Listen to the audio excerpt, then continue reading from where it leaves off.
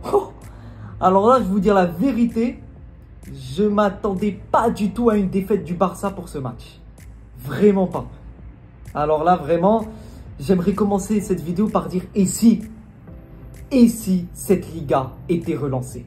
Et je pense honnêtement que ce match pourrait être un élément déclencheur pour la saison du Real Madrid. Ça pourrait vraiment faire basculer la donne.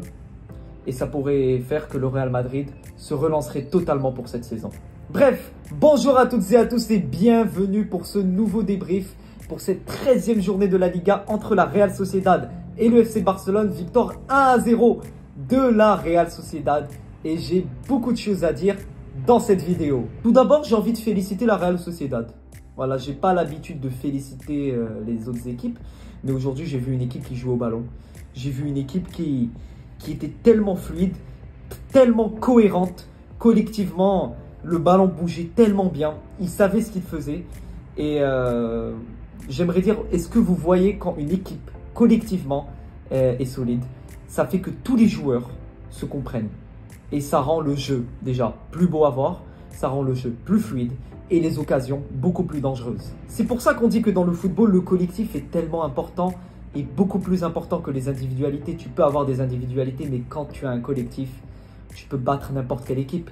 Et cette équipe de la Real Sociedad nous a prouvé ce soir que malgré cette supériorité offensive qu'est le FC Barcelone cette saison, ce Barça qui roule sur tout le monde, ils ont réussi à battre le Barça. Et c'est la 3e défaite du FC Barcelone pour cette saison. Après Monaco et après Osasuna, c'est au tour de la Real Sociedad de battre le Barça.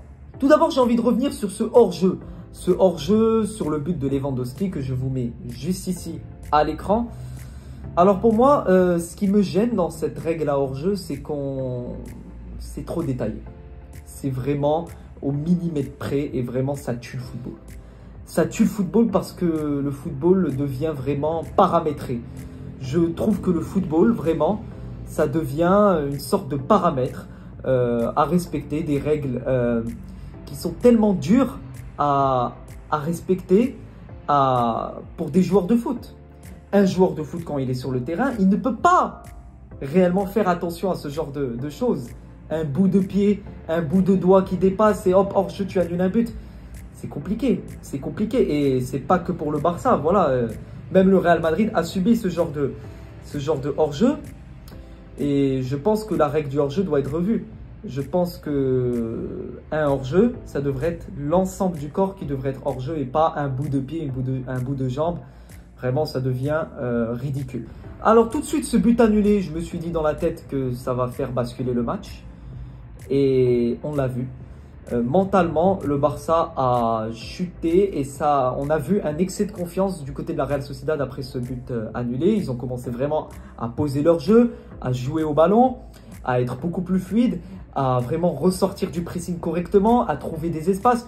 Donc voilà, j'ai vu une équipe de la Real Sociedad qui était vraiment très plaisante et très belle à voir jouer juste après ce but annulé. Et j'aimerais revenir sur Takefusa Kubo. Quel joueur, quel talent, quelle vision de jeu. Incroyable, incroyable. Le mec, il a fait un match de porc ce soir. Le match qui nous a pendu, magnifique. Il était partout. À chaque ballon touché, on sentait que le danger pouvait venir de ce joueur, de la part de ce joueur. Et c'est la vérité. À chaque ballon, à chaque toucher de balle, à chaque centre, à chaque passe, il était dangereux. Et c'est là où on voit ce genre de joueur hyper dangereux, hyper décisif, qui peut vraiment faire du bien à une équipe. Il y a une équipe sans ce joueur et il y a une équipe avec ce joueur. Et aujourd'hui, Takefusa Kubo a fait un match patron. Et dire qu'il était au Real Madrid, ça me fait vraiment rire parce que vous voyez le talent de ce joueur. Le Real, je pense qu'il l'avait acheté, puis il l'avait prêté et juste après revendu, même si je pense que le Real a encore une clause, une partie sur Kubo. Mais ça montre l'impatience de la part de la direction. Les joueurs, je pense à des Odegaard, à des Kubo, ils ont quitté le Real et ils ont explosé. Alors ça ne veut pas dire que c'est la faute de la direction, parce qu'il y a des joueurs qui, dans tous les cas, ne pouvaient pas exploser au Real de par la pression du club, de par le niveau, la concurrence. Donc ça fait qu'ils étaient obligés de quitter le club. Je pense à des Hakimi, à des Odegaard et Kubo, des joueurs qui ont explosé hors du Real Madrid. Alors, on peut dire que c'est de la faute de la direction de ne pas avoir conservé ces joueurs, de ne pas leur avoir accordé plus de temps pour exploser et pour montrer tout leur potentiel. Mais bon, actuellement, le Real Madrid a des joueurs malgré les départs de tous ces talents. Alors, dans les 2 buts que s'est pris le Barça, je vais vous dire la vérité, le dénominateur commun, c'est Peña. 2 mauvaises relances sur les 2 buts. Il est très mauvais dans ses relances. Voilà, il relance la balle. La Sociedad reprend le ballon. Ils ont été tellement rapides dans leur transition que le Barça n'avait, enfin la ligne défensive du Barça n'avait même pas le temps de revenir pour appliquer leurs règles de hors-jeu qu'on connaît tous. Et ça a fait 1-0 pour la Sociedad. Et le nombre d'occasions qu'a eu la Sociedad aujourd'hui, le match pouvait se finir 2-3-0 facilement. J'ai vu un Barça aujourd'hui qui n'était pas dans son bon état, qui n'était pas bien. Voilà, je ne sais pas si c'est un problème collectif, si c'est un problème tactique, mais on sait tous. Aujourd'hui, Lamine Yamal était absent. Que ça soit, il n'était pas titulaire, mais il n'était pas sur le banc aussi. D'après les sources et d'après les infos, c'est dû à une surcharge musculaire. Alors c'est vrai qu'ils le font quand même beaucoup jouer et il n'est pas trop mis en rotation. Voilà, il n'est pas trop mis au repos. Et c'est très mauvais pour ce genre de joueur. On le sait tous, c'est un joueur très très jeune, très talentueux. Et il faudrait quand même le laisser au repos sur des matchs où on peut le laisser au repos. Parce que la saison est très longue. Et le Barça est déjà à 3 défaites et 2 en Liga. Et le Real Madrid jouera après cette trêve internationale contre Leganés. Alors actuellement, le classement, je vous le mets à l'écran. Le Real Madrid a 6 points d'écart par rapport au FC Barcelone, mais avec un match en moins. Donc si le Real Madrid bat Leganés, il y aura 3 points d'écart. C'est pour ça que je pense que la Liga est relancée. Et il n'y avait pas meilleur moment que de perdre ce match avant la trêve internationale. C'est le meilleur moment pour le Real Madrid de se relancer après avoir battu cette équipe d'Osasuna 4-0. Là, ils doivent se relancer et mentalement, ils doivent se dire que c'est le meilleur moment et le bon moment pour aller chercher des points et revenir par rapport au FC Barcelone. J'aimerais féliciter également la défense de la Real Sociedad qui était très solide ce soir. À chaque centre, à chaque passe, à chaque très grosse occasion de la part du FC Barcelone, ils étaient présents. Et ça a payé, puisque aujourd'hui, la Real Sociedad n'a encaissé aucun but. La Real Sociedad est restée sur un clean sheet. Et c'est très très important. Donc voilà, bravo à eux. L'entrée d'Olmo, je ne vais pas vous mentir, j'ai eu très peur. Voilà, j'ai eu très très peur quand j'ai vu qu'il a fait rentrer Olmo. Il a fait sortir De Jong.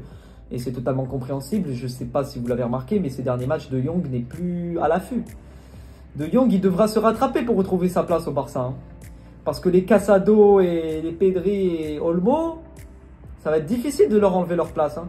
Parce que la vérité, le niveau de Casado et Pedri, bon, à part ce match, ça va être difficile de les mettre sur le banc. Donc voilà, De Jong devra prouver qu'il a sa place, prouver qu'il peut revenir au haut niveau. Il a été victime de plusieurs blessures, voilà, dont une très grosse blessure, je pense, au dernier Classico de la saison dernière, qui l'a éloigné des terrains. Donc voilà, il devra retrouver sa place s'il veut redevenir titulaire au Barça. Tout de même, cette défense de Barcelone, à part ce but pris, était très solide aussi. Hein. J'ai vu un Inigo et un Cubarsí, vraiment cette charnière centrale est monstrueuse. Surtout avec ce Cubarsí, qui a pris 10 points de suture au dernier match, et qui, comme un soldat, est toujours présent pour son équipe, pour son club. Il est là comme un combattant, comme un guerrier. Il défend son club. Et il a fait un très gros match de taille patron, malgré le but encaissé. Inigo, je trouve qu'il a fait un bon match également. C'est surtout ce but refusé de Lewandowski qui était un élément déclencheur dans ce match. Et à partir de ce moment-là, la Real Sociedad a repris le dessus par rapport à Barcelone mentalement et techniquement. Parce qu'aujourd'hui, la Sociedad a fait un match de taille patron. Et cette défaite, elle aura des conséquences, moi je vous le dis. Parce que perdre un match avant la trêve internationale, ça peut être dangereux. Et oui, parce que le football, ça va très très vite, les gars. Ça va très très vite. Le Real Madrid a battu brillamment cette équipe de Sasuna, 4-0, avec des changements tactiques de la part d'Ancelotti qui ont payé. Donc voilà, il a quand même fait pas mal de modifications. Et cette défaite de Barcelone pourrait être un élément déclencheur et le moment qui ferait que le Real Madrid bascule dans cette saison du bon côté et qu'ils enchaînent les bonnes performances. Donc voilà, cette défaite aura des répercussions. Perdre un match avant la trêve internationale, c'est très compliqué.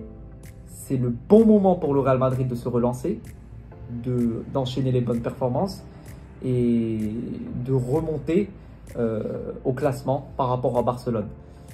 J'espère que le Real Madrid se relancera après cette trêve. Sur ce, merci à tous d'avoir suivi ce débrief. N'hésitez pas à liker, à vous abonner, à partager. Plein de vidéos arrivent encore dans cette chaîne. Et n'hésitez pas à me dire en commentaire ce que vous avez pensé de ce faux pas du FC Barcelone. Et n'oubliez pas les gars, à vie et pour toujours, à la Madrid, in nada más.